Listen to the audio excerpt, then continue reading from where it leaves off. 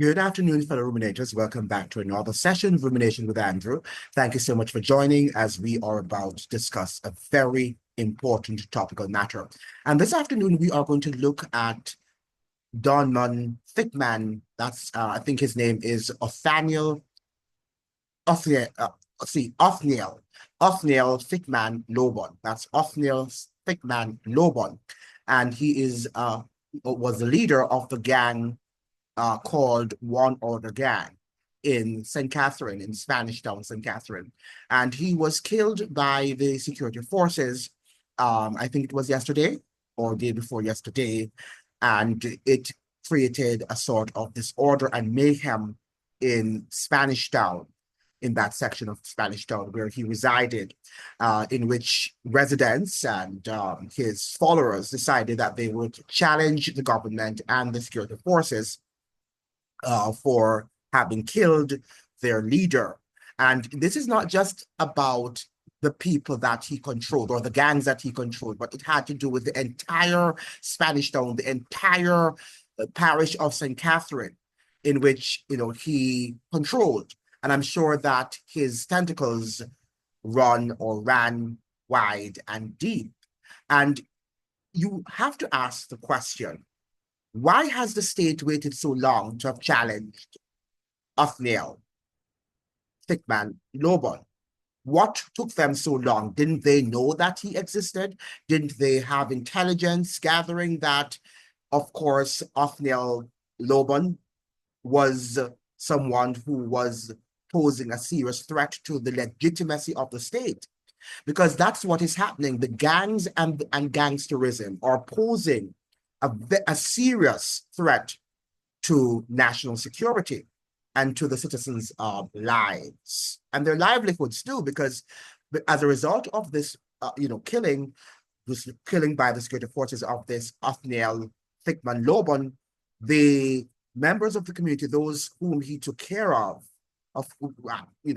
they protested against what the police had done, and it, ended up in the closure of some businesses, including restaurants and closures of schools, right, and other business places. And I understand that even taxis, the taxi guys were complaining that they were not able to get anybody coming from the Spanish Town because everybody was locked down. Everybody was afraid of what was happening with the uprise in social mayhem and social disorder as a result of the killing of this gang leader. Now, we have been saying on this channel for a long time that the Jamaican state is a criminal state in which gangs and gangsterism play a dominant role. Gangs and gangsterisms are more respected than the government, right, that are members of parliament. And we have to understand that we need to come to accepting that reality. We haven't yet. I'm not sure what is keeping us from accepting that reality, but it's because we have not read enough. We have not studied these things enough. We have not sought to, feed our minds with good mental food, even though the mental food might not be tasty. Like you have some of these, the physical food that we take, that we intake, that we infuse into our bodies, sometimes the most nourishing to our bodies are not the most tasteful. The same thing for your minds, right? For the development of your cognitive abilities. You've got to infuse good mental food, nutritious mental food, so that you can be able to detect what is happening around you and in your environment. Now, the Jamaica Observer this morning says members of the Jamaica Defense Force on patrol in Taws Meadows, that's the area that the guy came from, that Othniel Thickman is from, Spanish Town, or was from now because he's now deceased, St. Catherine, on Thursday morning as security forces responded to protests over the killing of One Order gang leader, Othniel Thickman Lobban. Now, one of the things that is also very, very interesting is that, as they're suggesting, the security forces, including the government, is suggesting that the fact that this guy is now dead, this gang member, this gang leader is now dead, it means, therefore, that the security forces and the government have taken over that control. So they're suggesting that before they killed this gang leader, that this gang leader was in control. of the entire community, and perhaps a large section of St. Catherine. Nobody knows. But they suggested that he did control a large section of St. Catherine, and it could lead out into other parishes, we don't know. But the fact of the matter is, if the government knew, which I'm sure they did, that this gang leader, Thickman, that Don Thickman, what's his name again? Othniel Thickman Lobban. If they knew that he was in control of the entire communities there in St. Catherine and Spanish Town, why did they not seize him? Why now? Now, news of his demise created a reaction in the Torres Meadows community. This reaction is really an indication of the kind of psychological control and impact that gangs continue to have on these communities. And so persons are upset and are expressing themselves based on their relationship with Lobban, who was a leader in this area. Acting Assistant Commissioner of Police, Christopher Phillips, said. And that is true. Yet last night I was looking at this video clip on TikTok of the incident of the police shootings and the fact that he had died. And you want to see the comments in the comment section there in TikTok, that this guy was a wonderful guy and he sent the children to school and he took care of senior citizens, and what he did not do. That he was a morally upstanding guy in the community. This is what I'm not sure if they were citizens or residents of that district or that community, but that's what they were saying. They largely had great things to say about the Don. And somebody had to ask the question, I did not know that there was, any good Don. But the people were saying, yeah, the residents were saying. And didn't we hear the same story in West Kingston when they took Christopher Dudas Coke? That the residents in West Kingston were saying the same thing. That's the reason why they challenged the American security forces. When Americans said they wanted Christopher Dudas Coke, the citizens rose up and they, stridently echoed their discontent. And they challenged both the Jamaican state and the American state, right? When Christopher Dudas Coke was supposed to have been extradited, and which caused a serious conflict, right? And social disorder in West Kingston in 2010. The only difference here is that this former gang leader was not requested by the United States. He was sent for by the Jamaican state itself, which ended up killing him, right? So this is what we have to understand. So we have Wednesday night, we had a few incidents where roads were blocked and there were attempts to burn a few premises, but we were quick on location to put some control on that. I do wonder if residents understand that when they're protesting and they're burning down premises, that they will have to pay back for these things through taxes and through inflation. So we have to be careful of what we're doing in terms of protesting. When these things are violently done, Jamaicans will have to bear the brunt of the economic costs. The government won't, because they come and go and they're there to make their profit, right? Because government now and governance is a lucrative business, right? It's no longer a business, or it's no longer a service to a populace. Now, over the years, Spanish Town has been the scene of deadly protests whenever gang leaders are killed or taken into custody by the police. Among the more memorable cases are those of Donovan Bulby, Bennett, and Andrew Bunman Hope. Now, the thing about this, as soon as these guys are taken in or they're killed, then you have a replacement. The gap is filled, because that's not how it runs. And the government of Jamaica should understand that by now, that when you get rid of one area leader, of one Don man, that you have many who are upcoming and who will replace that Don whom you've just killed. And I'm sure West Kingston and all these areas in which gang leaders have been killed or taken away can attest to that fact. But we never learn our lessons, or we pretend this is just mere window dressing, right? Putting an aid on a band-aid rather, I said aid, a band-aid on a deep sore wound, on a deep sore, right? This is only putting a Band-Aid on a deep and horrific sore.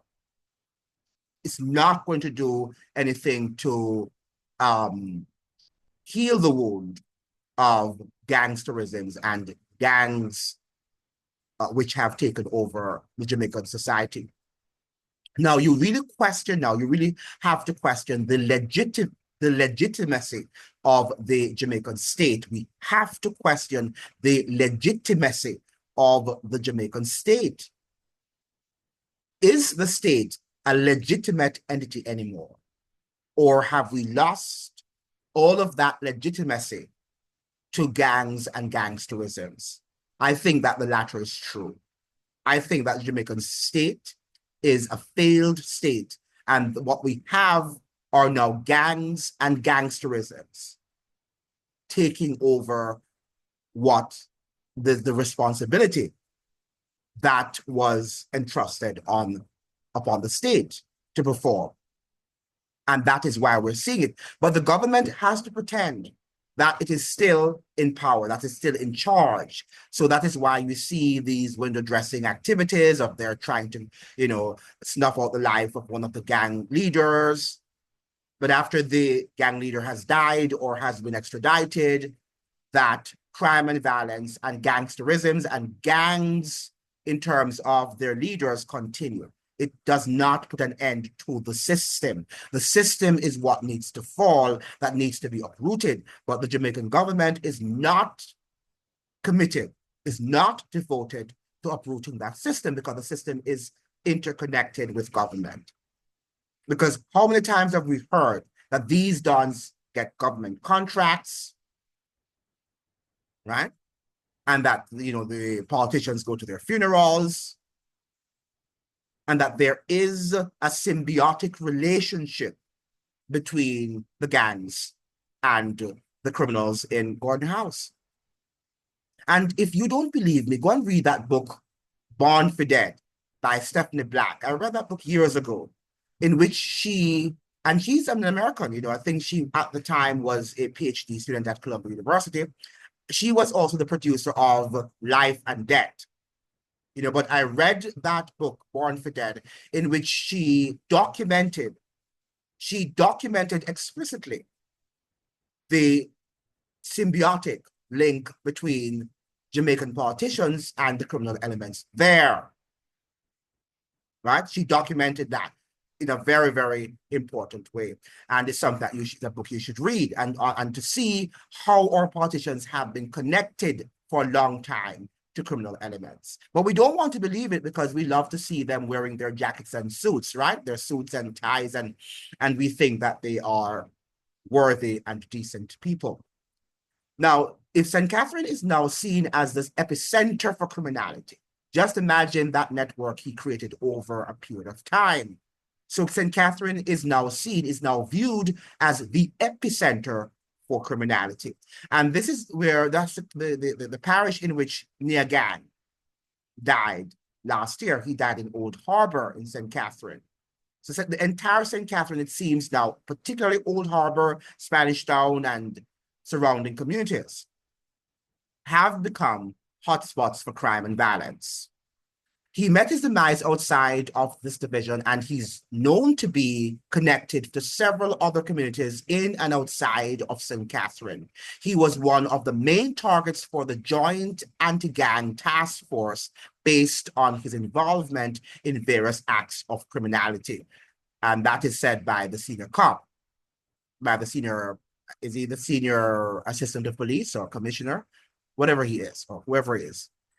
The upheaval in Spanish Town affected operations at numerous private businesses, establishments, including restaurants, some government entities, and schools that shuttered their doors. So we're seeing here, not only are the residents of that community or those surrounding communities affected, but, the entire situation, the entire drama affected negatively businesses, which would have impacted their livelihoods. Do you see why Jamaica cannot grow? Because we have to deal consistently with these criminal elements in our society. It's an ongoing struggle, and this has been going on for generations, for decades. without any sort of criminal or crime plan or tactics or strategies. They have none. They are bereft of any crime plan or crime strategies.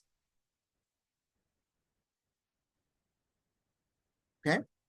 Now, let us look at what the people are suggesting about this criminal, about Othniel Thickman Lobban. One woman claimed that when he was alive, he wasn't allowed to live in peace, alleging that he was frequently harassed by the security forces for reasons unknown.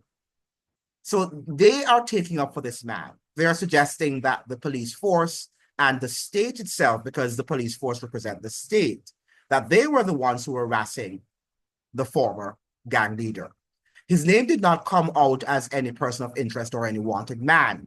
Every time police come here, they choose to visit his house. They come here and they leave with 1 foot at the man choose them. Them go as far as take one dog and lock up the dog in the man oven, mash up his games, his television, and ransack his house. To how them terrorize him if he even wants to spend a night in his house, he can't. You have some special police where as them reach near the community, them say, come, we go look for him, she claimed. Right?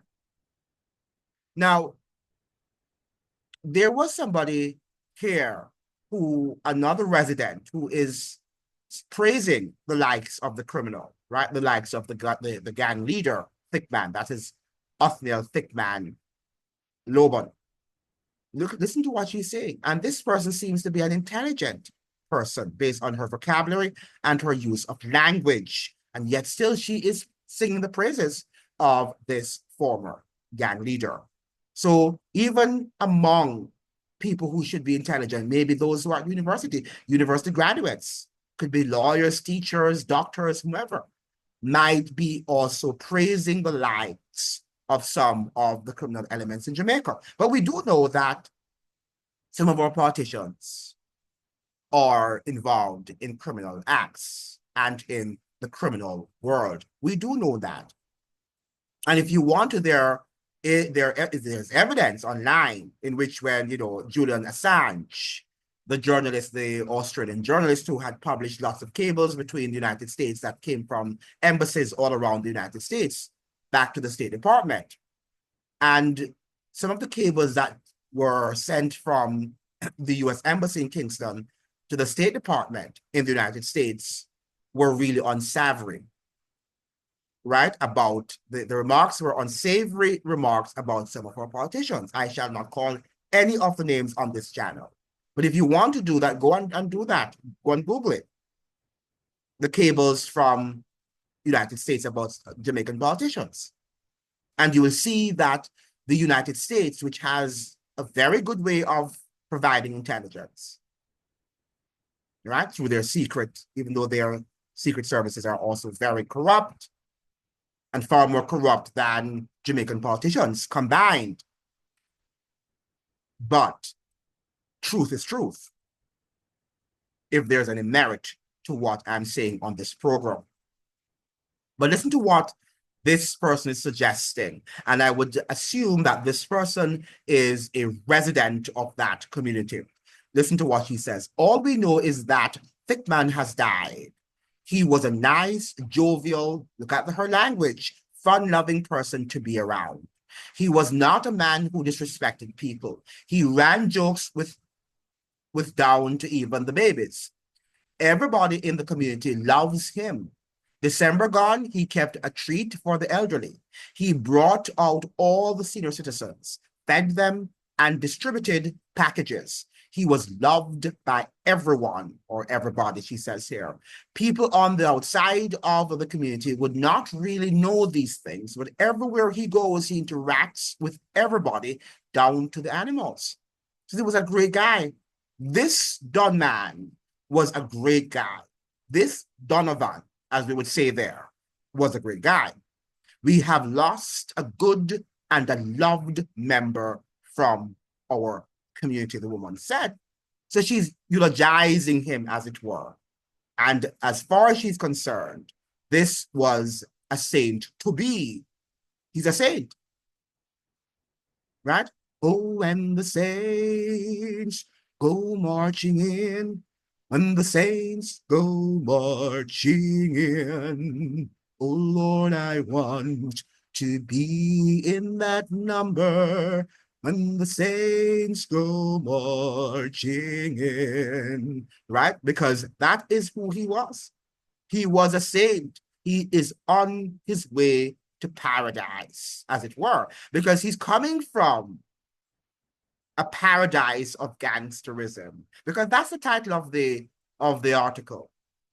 That's the title of the article. No More Gangsters Paradise, in which the observer was suggesting that he, in fact, Othniel Thickman Lobban, was operating in a gangster's paradise, right? And this is the sort of Jamaica in which you live, but you are not concerned. You are more concerned about your party colors and being loyal to JLP or being loyal to the PNP, to Andrew Holness or to Mark Golding, without thinking about the state itself. And you know, I was talking to somebody yesterday and he suggested that there are indeed some crime. There's a crime plan. He had not listened to the video of what's his name, government, Prime Minister Holness would have deliberated in Parliament. But there's none. What is he going to say? What is Andrew Holness going to say about crime when there is no line between the criminal elements and the government? Right? We would have to also clean up the government, Parliament. We would have to begin there. We would have to look at the oligarchs. We'd have to look at these large corporations and begin there. Because oftentimes, I have said many times that we are looking at the people like the Othniel Lobban. And even though they played a very integral and pivotal role in the act of criminality in Jamaica, but these people are not the bigwigs. These people are just the fallen guys, the sacrificial lambs, right? These are they. But we think that when we look at what is happening in Jamaica, the bigwigs, they're the ones behind the scenes who control and push the button or the buttons of the criminal world. They're the ones who push the button. They're the ones who run the show. Yet they are largely concealed. They're hidden. And we just believe what the media houses are telling us, because we have no context on which to base our opinions. You know, you see people, they're telling you, or they're giving you their opinions, they're making their opinions. They don't read. They don't have any foundation in the history of Jamaica. They don't have any understanding in the genesis of criminality in Jamaica, yet they have so much opinion. They're opinionated. Oh, what you're saying doesn't make any sense. And they're the ones who don't have any sense. Because if you're not reading, then you don't have any right to express any position on the matter. No right at all. Well, you can express your right, but don't challenge people who are ahead of the game. Right? And this is what we have. So here we are now, where gangs and gangsterisms are functioning in a gangster's paradise, because Jamaica is, in fact, a gangster's paradise. And that is why you see there the high murder rates and the high criminal activities in that on that island. Right? And they largely go unscathed. Nobody is held to account. The murders continue. The murders continue unabated. And there is no cry of alarm in Jamaica. Nobody really cares. Who cares that one of your brothers or sisters has been murdered. You don't care. Life goes on. Life goes on because this Jamaica is a gangster's paradise. And if you don't like it, bite it. Thank you so much for joining. I hope that you'd like, share, and subscribe. Remember now to like the videos so the videos can be shared with as many people as possible. All the best to you. See you then. Adios.